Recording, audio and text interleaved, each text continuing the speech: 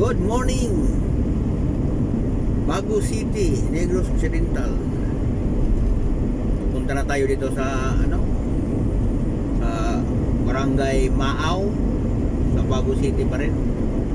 Ang pinakamalayong baryo ng Bago City, Maaw. So, napakainit sa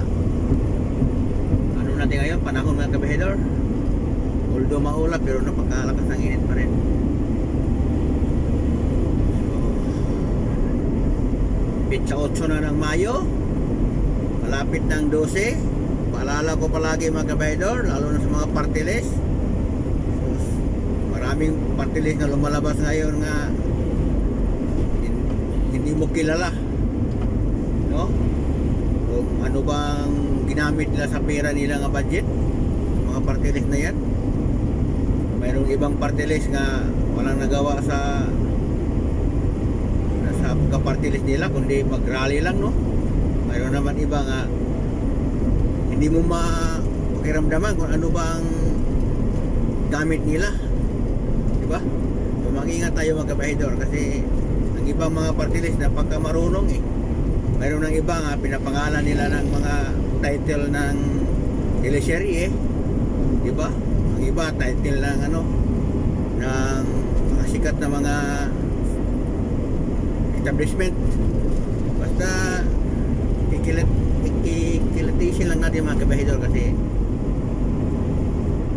dami talagang dyan pira nga mawala sa kaban ng bayan dahil sa mga party list na yan. Iwan ko bakit pinayagan yung mga party list na yan na iboto-boto, no? Ilan lang ang party list nga napansin ko nga talagang palaging makikita natin ang tumutulong sa tao. Hindi natin i-mention mga kabahedor, pero alam ko nga, alam nyo na, kasi bawal ngayon mga kumpanya. Mandali tayo. Pagpili ng mga senador mga kabahedor, so pag-isipan natin, no, kung sino ba talaga ang iluklop natin dyan. Mayroon iba walang ginagawa, iba dyan pabalik-balik na nga, ilang dekada na. Mayroon ba kayong nakitang nagawa? Kung mayroon, di iboto nyo. Kung wala, huwag nyo na iboto, diba? Sa mga baguhan naman, ikilitisin nyo. Kung marunong ba sila magtrabaho dyan? Wala. Kasi mayroon iba dyan, mga bago, mga first timer. Pero pag tinitingnan natin ang background, dami na palang natulungan ng mga tao sa mga programa nila. O, nakatulong na sila ng mga tao. So yun ang natin ibubuto.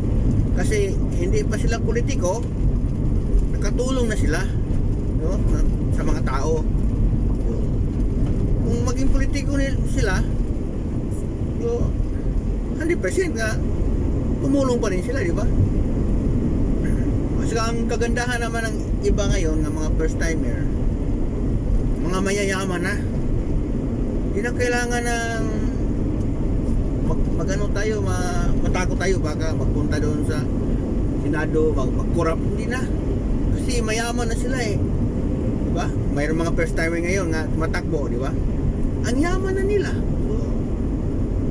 So bakit hindi natin ibubuto mga ganyan? Ibuto natin kasi hindi pa sila tumatakbo pagka senador, o hindi pa sila naging politiko, tumutulong na sila sa tao kasi mayaman na sila. So kung ibuto natin yan, di mas lalong marami ang matutulungan nilang mga tao, di ba?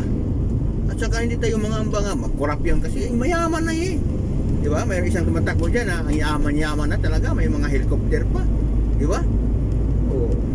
At saka matanda na siya. Paano siya, bakit siya magkurap kung para lang magpunta niya, magkurap siya? Hindi ko maisip. So wala na siguro siyang time magkurap ba dyan, kasi mayaman na siya. Tapos yung hindi pa siya politiko tumutulong na siya, di ba? How much more na politiko na, di ba? Kaya mga ganyan tao, iboto natin yan mga kabahedor.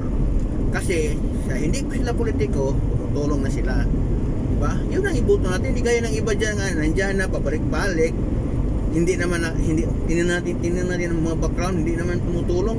Kung tumutulong man, kaunti lang, pang ano lang, pang front lang, no? Hindi gaya ng iba diyan nga halos buong buhay tumutulong, di ba? Kagaya ng mga vlogger, mayroong mga vlogger nga nagba-vlog talaga nga ano, nga ay ano ba yan?